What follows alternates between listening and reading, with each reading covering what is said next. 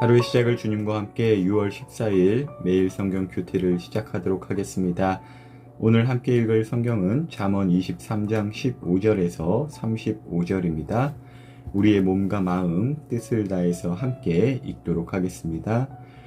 내 아들아, 네 마음이 지혜를 깨우친다면 내가 얼마나 기쁘겠느냐? 네 입술이 올바른 것을 말한다면 내 심장이 얼마나 기뻐하겠느냐? 네 마음으로 죄인들을 부러워하지 말고 언제나 여호와를 경외하여라. 그러면 네 앞길이 환하게 열릴 것이고 네 소망이 끊어지지 않을 것이다. 내 아들아, 내 말을 듣고 지혜를 얻어라. 네 마음을 바른 길에 두어라. 술이나 고기를 탐하는 자와 어울리지 마라. 술에 취하고 먹는 것만 밝히는 사람은 가난에 떨어지고 게으른 사람은 누더기를 걸칠 것이다. 너를 낳은 아버지에게 순종하고 네 어머니가 나이 들어도 무시하지 마라. 진리를 사고 팔지는 마라. 지혜와 홍계의 명철을 사라. 의인의 아버지는 크게 기뻐하리라. 지혜로운 아들을 낳은 자는 그 아들 때문에 기쁨을 얻을 것이다. 네 부모를 즐겁게 해드려라. 너를 낳아주신 분을 기쁘게 해드려라. 내 아들아, 네 마음을 내게 주고 네 눈으로 내가 사는 모습을 보고 즐거워하여라.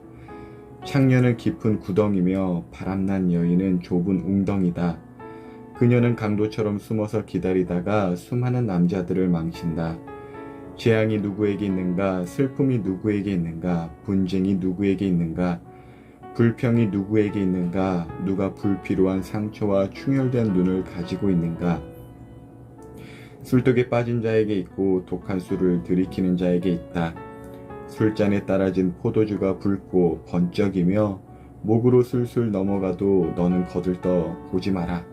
마침내 그것이 뱀같이 물 것이요 독사같이 쏠 것이다. 너의 눈은 이상한 것들을 보고 입은 허튼 소리를 짓거리게 될 것이다. 너는 망망대해 가운데서 돛대 꼭대기에 누워 잠자는 자 같을 것이다.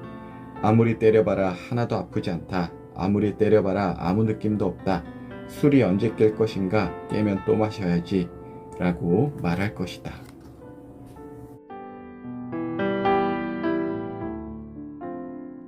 오늘 본문은 솔로몬이 자신의 사람들에게 주는 30가지 교훈 중에서 16번째, 17번째, 18번째, 19번째 교훈까지입니다. 지난 주일에 우리가 나눴듯이 솔로몬은 자신의 부하들에게 말씀 30가지 교훈을 이제 전하는데 그냥 전하는 것이 아니라 이제 지극히 아름다운 존재로서 자신의 부하들을 그렇게 여기면서 또 자신의 말을 그냥 꼰대가 하는 그런 조언들 그런 수준이 아니라 정말 아끼고 아끼는 사람들에게 주는 아무에게나 하는 말이 아니다라는 그런 마음을 담아서 이제 전해주고 있다고 했어요. 그러니까 왕과 부하 그리고 주인과 종이라는 어떤 위계 질서가 분명히 있지만 그 질서를 통해 그러니까 부하나 종을 막 자기 마음대로 막 괴롭히려고 하는 것이 아니라 사랑과 참된 교훈을 그 질서를 통해 흘려보내고 가르치려고 한다는 것이죠. 이것은 마치 이제 우리의 이제 엄마나 할머니께서 밥숟가락 들고 다니시면서 밥 먹어야지 또 자녀에게 이것저것 이제 몸에 좋은 거니까 좀 먹어봐 이런 것과 좀 비슷하다고 그랬죠. 그러니까 분명히도 엄마나 할머니는 이제 자녀들보다는 어른들이시잖아요. 윗사람이잖아요. 근데 뭐가 아쉬워서 자기 좋은 것을 자녀에게 주려고 하겠어요? 그러니까 자신의 좋은 것만큼이나 아니 그거보다 더 귀한 존재로서 자손들을 생각하기 때문이겠죠. 그러니까 마찬가지로 솔로몬도 자신의 사람들 그들을 이제 지극히 귀하고 아름답게 여기면서 자신의 귀한 것을 주고자 한다라는 거예요.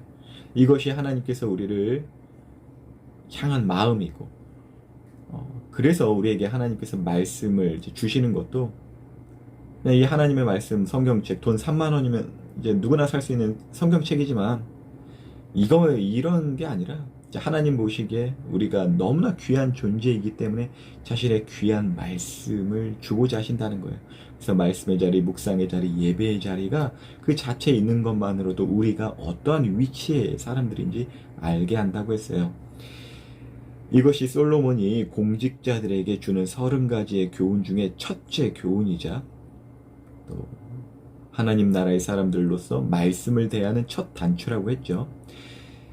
그래서 그 하나님의 사랑을 신뢰하고 또 말씀을 통해서 내게 얼마나 아름다운 것을 주시려고 하는지 그 상을 받으려는 그 기대하는 마음으로 주중에서도 묵상의 자리를 가지라 했죠. 또 한 번 잔소리를 하게 되네요. 저도 이제 그 마음을 갖고 이제 말씀 묵상을 하는데요. 26절을 보니까요. 내 아들아, 네 마음을 내게 주고 네 눈으로 내가 사는 모습을 보고 즐거워하여라 라는 말씀이 크게 다가오더라고요. 한번 생각해 봅시다. 우리는 무엇을 보고 즐거워할까요? 저는 무엇을 보고 즐거워하나요? 가만히 한번 생각해 보니까 즐거울 것이 별로 없어요. 그러니까 연예인들을 본다 해도 가만히 이게 웃기긴 하지, 재밌긴 한데 갑자기 저들이 받는 출연료가 막 생각이 나는 거야. 와, 저 사람들은 저렇게 놀고 또 유명하고 할 거 다 하고 하면서도 와, 돈도 또 버네, 많이 버네. 이런 생각 들면요, 뭐, TV 볼 마음도 없어져. 그리고 뭐 손흥민 선수, 축구 선수 손흥민 선수가 주급으로 몇 억을 받네. 뭐 류현진 선수, 야구 선수가 올해 연봉이 얼마네. 막 그걸로 이제 사람들이 막 이래라 저래라 막 이렇게 이야기를 하는데 가만히 보면 뭐 즐겁지가 않아요. 왜냐면 그게 뭐 내 돈이야? 내가 뭐 몇백억씩 받는 거야? 그것도 아닌데 뭐 왜 내가 저 사람들을 걱정해 주나? 어? 못 받아도 몇백억이라는데 그걸 왜 내가 걱정하고 있나? 라는 생각 때문에 그러니까 세상의 즐거움을 찾아서 이렇게 이것저것 보다 보면 즐거움은커녕 괜한 비교의식, 시기, 질투, 원망. 그러니까 신앙이 있으면서도 이제 원망이 생기는 거죠. 하나님은 왜 날 이렇게 두실까? 또 왜 이런 가정에 태어났나? 뭐 이런 생각을 하는 이제 사람들도 있죠. 그래서 세상을 바라보며 괴로워진 내 마음을 이제 사람들은 달래려고 해요. 어떻게 달래려고 해요? 술을 찾는 거예요. 그러니까 술을 즐기는 것을 넘어서 이제 술 없이는 이제 살 수 없는 거예요. TV만 틀면 뭐 몇백억 받았네, 뭐 비트코인 얼마 올랐네, 막 그런 이야기 들어서 와, 한편으로는 와, 나도 저럴 수 있을까? 막 나도 저렇게 되겠지? 하지만 그렇게 되나? 마음대로 그렇게 되나? 그러니까 이제 술 마시는 거지. 술 마시면서 무슨 이야기예요? 그게 아주 29절에 써 있어요. 자기에게 불어닥친 재앙, 그것을 이야기하는 그냥 그게 안주예요, 안주. 그거 안주 삼고. 그러니까 세상에 다른 사람들은 다 행복해 보이는데 나만 힘들 것 같은 그런 슬픔, 그게 막 또 느껴져요. 그래서 그걸 또 안주 삼고 분쟁이 있고 불평이 있고 상처가 아닌 것도 상처로 여겨지고 막 술 마시다 보면 막 눈도 빨개지고 29절에 술로 인생을 버티는 사람들의 모습이 이제 기록되어 있는데 참 정확하게 잘 기록된 것 같아요. 그러니까 세상의 즐거움을 바라보다가 그 즐거움이 내게만 없는 것 같을 때 그 괴로움을 이제 술로 잊으려 하지만 그것이 오히려 그 괴로움이 더 깊어지죠. 해결되거나 달라질 것은 전혀 없다는 것입니다. 오히려 술이 깨면 더 큰 괴로움이 이제 찾아오죠. 그래서 하나님은 솔로몬을 통해서 우리에게 말씀하세요. 세상을 바라보지 말고, 물론 우리가 세상 눈 감고 살 수는 없지만 그것들을 부러워하지 말라라고 하세요. 그러니까 세상을 우린 보고 살겠죠. 그러니까 근데 그것을 부러워하지 말라고 하시는 거예요. 17절에 네 마음으로 죄인들을 부러워하지 말고 뭐 하라고 하시나요? 여호와를 경외하라고 합니다. 부러워하다 보면 술 찾아요. 이 괴로우니까. 근데 그렇게 하지 말고 여호와를 경외하라. 성령님으로 충만하라는 것이죠. 그러면 앞길이 열린대요. 술 마시고 불평하고 그냥 괴로움 잠시 잠깐 잊으려고 그러는 거, 그렇게 해서 해결되는 게 아니라 하나님을 경외하라고 합니다. 그러면 하나님께서 길을 열어주신다고 해요. 그래서 이제 26절에 내 아들아 네 마음을 내게 주라 이렇게 말씀하시는 거예요. 세상에 내 마음을 빼앗기는 것이 아니라 술에 내 마음을 적시는 것이 아니라 하나님께 내 마음을 드리는 거예요. 내 사정, 내 마음, 이제 술동 뭐 술 친구한테 하지 말고, 사실 걔가 뭐 안 도와줘요. 그냥 안주거리 정도 삼지. 아, 너 힘들겠다. 야, 한 잔 마시고 풀어. 이 정도예요.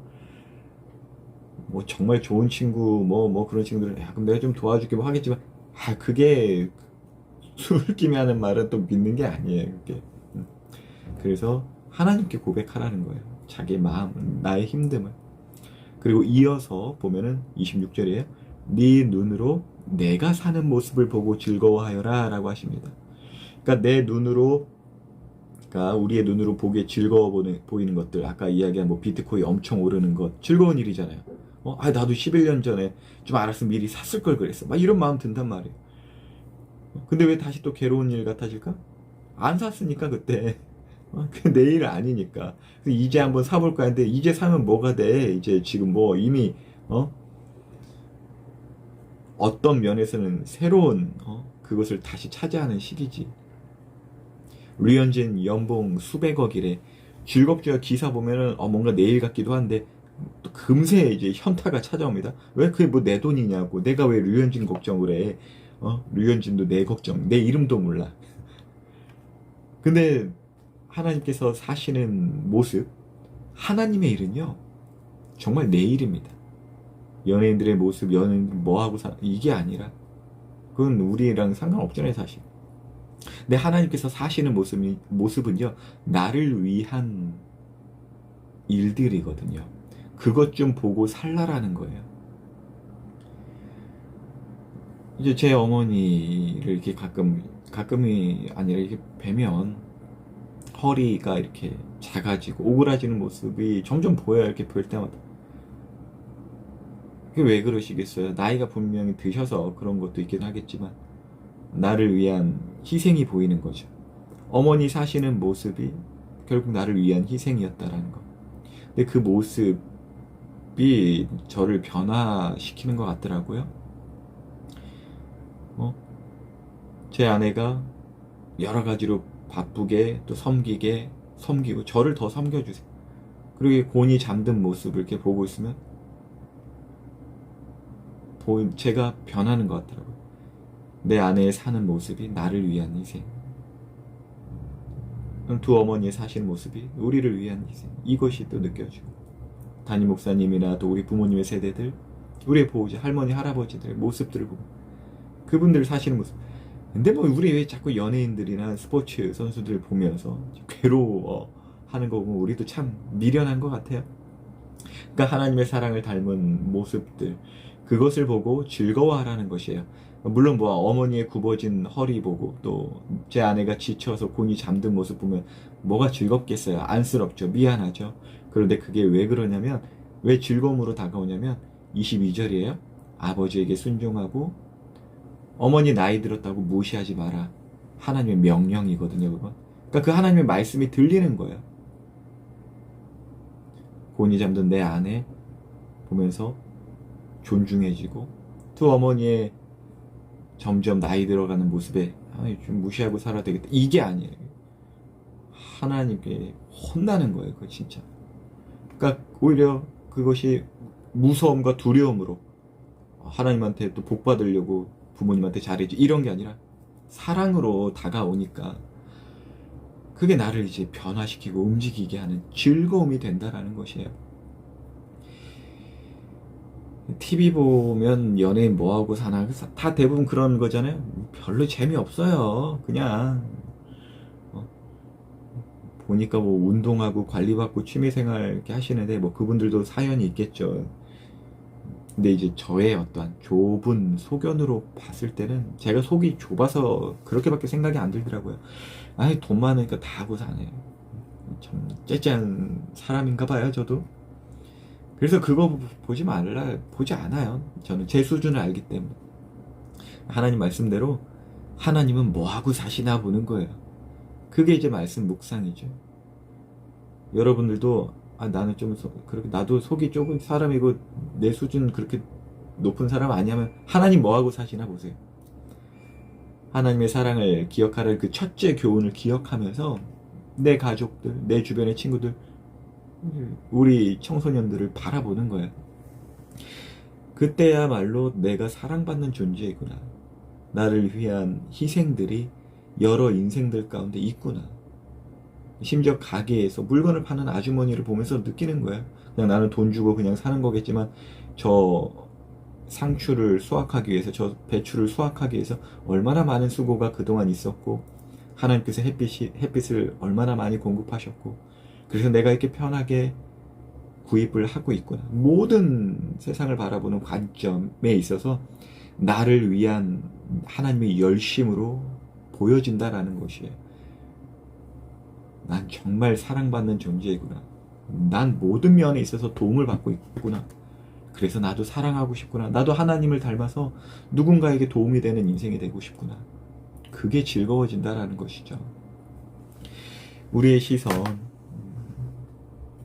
하나님은 뭐하고 사시는지 돌려보시길 예수님의 이름으로 축복합니다. 우리를 위해 정말 졸지도 않으시고 주무시지도 않는 그렇게 열심으로 일하시는 하나님이 보이세요. 지금도 일하세요. 우리의 눈이 안 보이는 까닭은 세상을 보고 부러워하기 때문에 그래요. 부러워할 것도 아닌데 이미 우린 큰 사랑을 받고 있는데 그것을 볼 때 변화가 일어납니다. 오늘 하루도 하나님의 열심을 보고 또 행복한 하루 되시길 예수님 이름으로 기도합니다.